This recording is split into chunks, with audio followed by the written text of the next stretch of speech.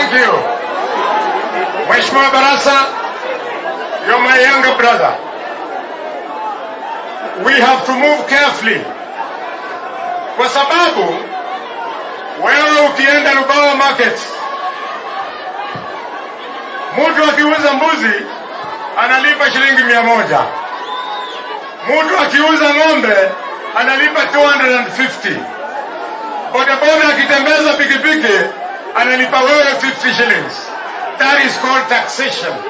If you don't know how to speak to our people, you'll join the choir and you'll have no money to run the government.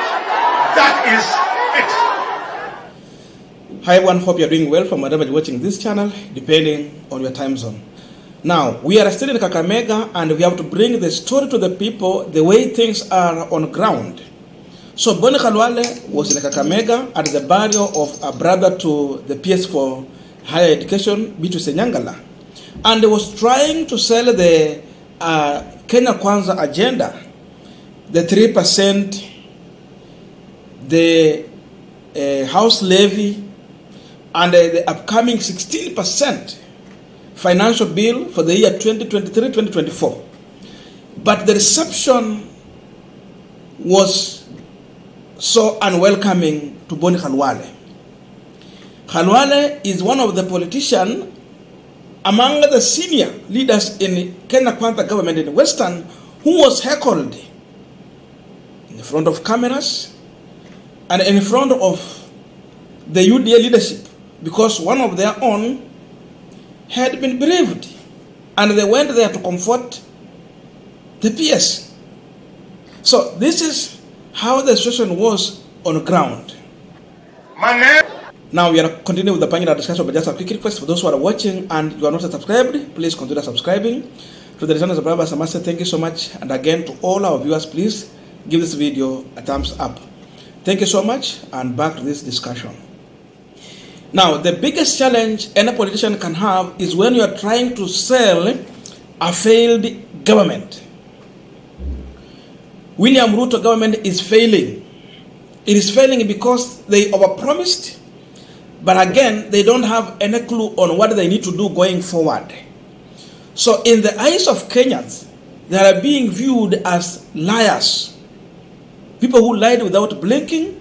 They promised heaven, but they are delivering hell. So it will be very hard for any politician to go to Western region, then convince William Ruto that people in Western are comfortable with this government. This video is showing a clear indication of the position of the people from Kakamega County. That's Western. And remember, Kakamega defines the Western region politics. If you win Kakamega, you have Western. Once you don't have Kakamega, my friend, jipange mapema.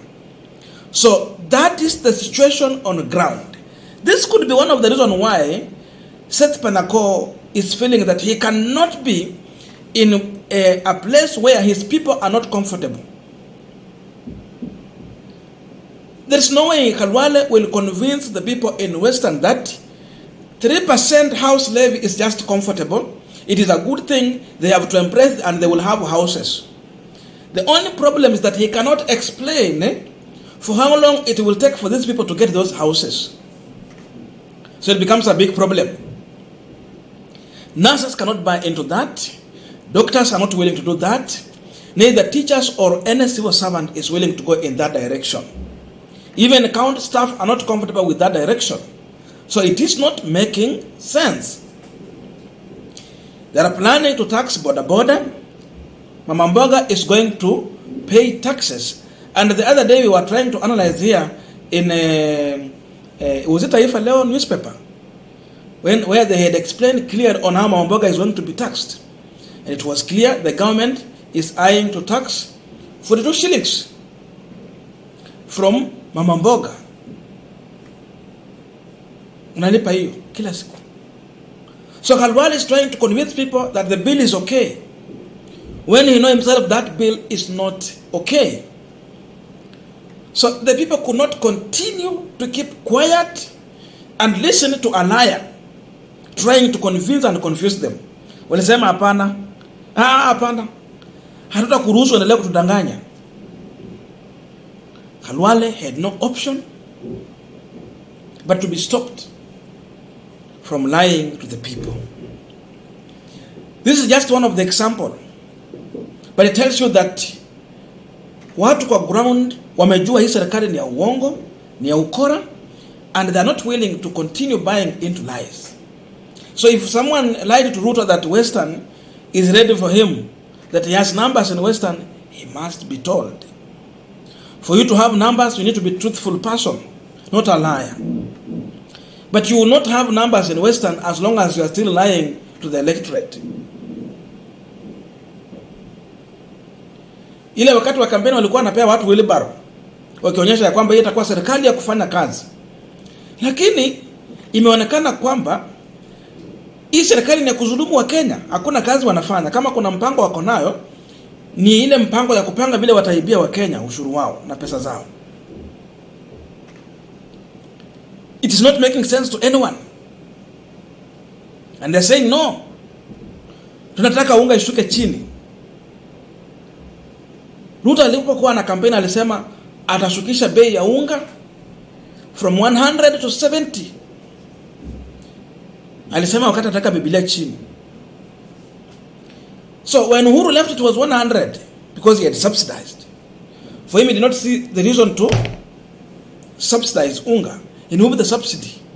Today unga is retailing at 230. Hata ile umi walikuwa nauza kumbe ilikuwa inaelekea for expire. So because UDA wanted to mislead Kenyans, you know, they like populist politics. They decided that this unga should be displayed across the supermarket and be retailed at maybe 150, so that they can win the public perception that the price is finally coming down. Wakati yo unga ilisha, umeona ingine ya 150, it has shoot to 130, 230. So ukikuja Western ukiambia watu the government is doing well, na wanaona wananunua unga 230, what are you telling them? They are saying no, stop it. Ukiona watu wanakufanyia mkono hivi kwenda, you know that kwenda, that go, sana na upuzi. That's what they're telling Boni Khalwale. Boni Khalwale is the majority whip in the National Assembly. So majority whip has been rejected at home. Who else will he convince? Watakuwa wabunge wa kutoka Mount Kenya, watakuwa wabunge wa Rift Valley, watakuwa wa Nyanza, watakuwa wa Coast Region, ama itakuwa ni wapi? Kama amekataliwa nyumbani wanamwambia hapana, upuzi usilete huku. Where else will he sell that UDA or Kenya Kwanza agenda? Hivyo na mambo iko sasa.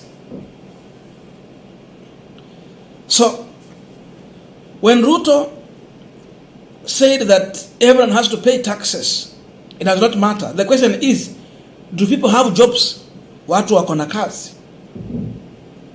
Wale hawana kazi anataka kuwatoza ushuru. Wale wako na kazi kidogo anataka hiyo pesa yote. What are you saying when you are adding taxes on fuel? And fuel define the price of every commodity and service in this country. Because all what needs is transport. So transport will be charged according to the fuel levy. Period. Watu wako njaa. And Ruto is trying to buy time, thinking that okay, watu watavuna mahindi, ukishavuna mahindi bei ya mahindi itashuka chini na gharama ya maisha itarudi chini. The question in the building today or on this punchline is that what was the cost of planting, tilling and harvesting that maize? When the cost was high, there is no way you will anticipate that the price of maize will just come down drastically. It will never happen. So hata kama ana buy time akisumbua watu wa Azimio hapa akiwadanganya, akiwatrick ya kwamba so that bei ya mahindi itarudi chini sababu watu watakuwa wamevuna, it will never happen. We are talking about free or subsidized secondary education. Everyone, once you pass the required marks for you to go to university, you are getting help. Today, Ruto want to give to specific people anasema he will go for the poor.